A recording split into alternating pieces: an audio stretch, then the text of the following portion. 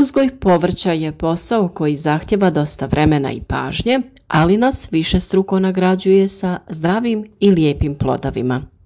Ukoliko želite da uzgajate biljke provjerene kvalitete i u kontroliranim uslovima bez hemikalija i štetnih tvari, najbolje je da ih uzgojite sami iz sjemena.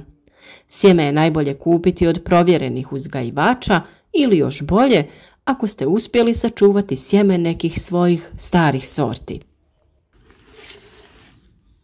Uzgoj biljaka iz sjemena nije težak posao, ali iziskuje određeno znanje kako bi bilo uspješno. S obzirom da imamo dosta novih pratitelja, želim da napomenem, ukoliko vas zanima uzgoj voća i povrća, a sviđa vam se način na koji mi to radimo, zapratite naš kanal i obavezno kliknite na zvonce pored znaka subscribe kako bi dobivali obavijesti o svakom novom videu.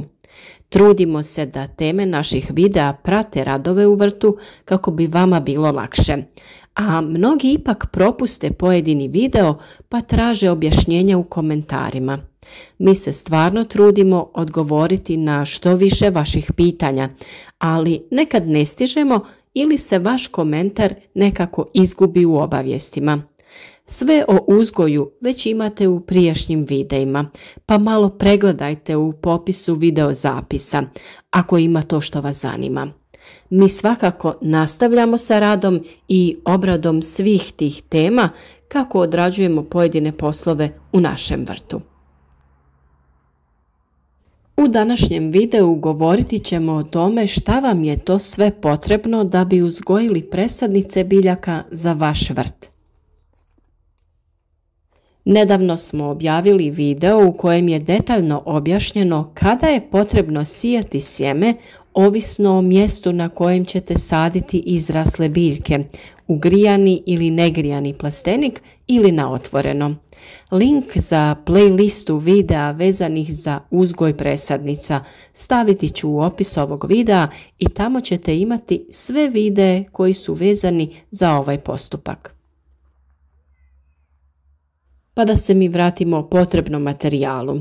Prvo što vam je potrebno jeste kvalitetan supstrat namijenjen za sijanje sjemena. Taj supstrat ili zemlja sadrži određene tvari i hranjiva koji su potrebni biljci za početni razvoj. Također je potrebno da nabavite neke drvene gajbe ili plastične kontejnere, te imate i one kontejnere od stiropora sa ili bez otvora. To možete kupiti u svim poljoprivrednim ili vrtnim trgovinama. Postoji nekoliko načina za sijanje sjemena i o tome ovisi vrsta ambalaže koju ćete nabaviti. Možete biti skromni i koristiti ovakve drvene gajbe u koje ćete na dno staviti najlon. Najlon lagano izbušite kako bi mogao da otiče višak vode. Stavite zemlju i rasporedite sjeme. Prekrite sa još zemlje i zalijte.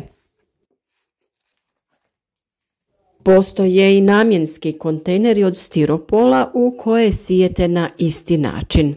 Sjeme sijano na ovaj način ne smije biti pregusto kako bi biljke kvalitetno napredovale. U svakom slučaju ove biljke će kada razviju prva 2 do 4 lista morati biti presađene u veće kontejnere ili pojedinačne čašice.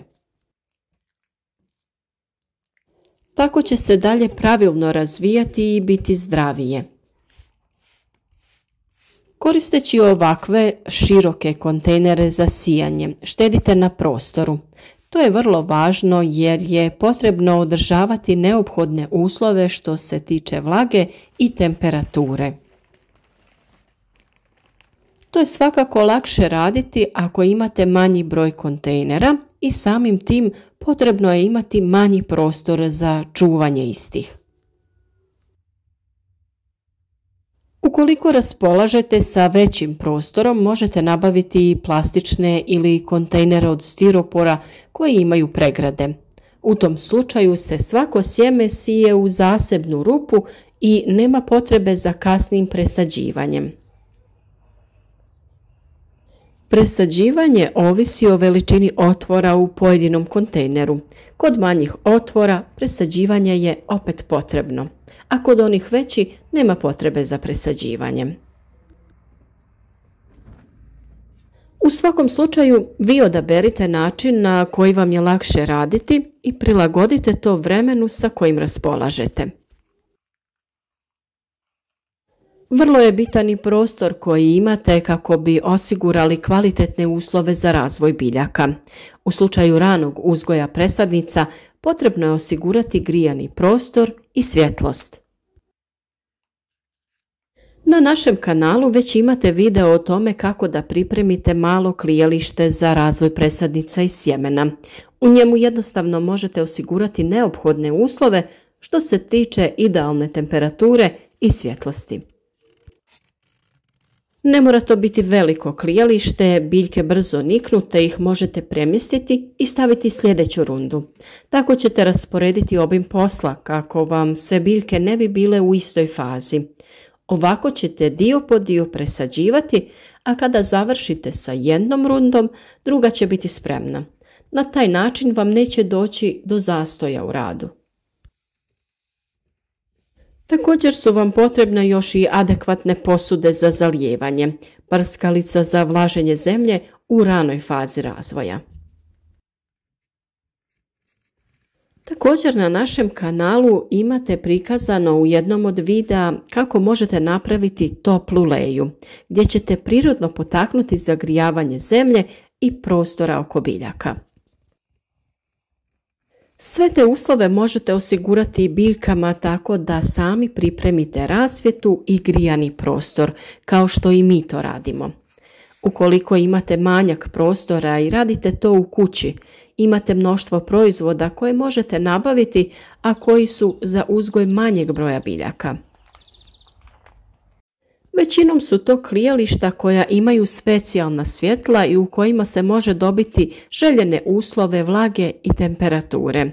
Vjerujem da osim na internetu njih možete pronaći i u većim i bolje opremljenim centrima koji imaju odjel za povrtlarstvo. Nakon što su vaše biljke niknule i vrijeme je za presađivanje, biti će vam potrebne određene PVC čašice ili vazne u koje ćete ih presaditi.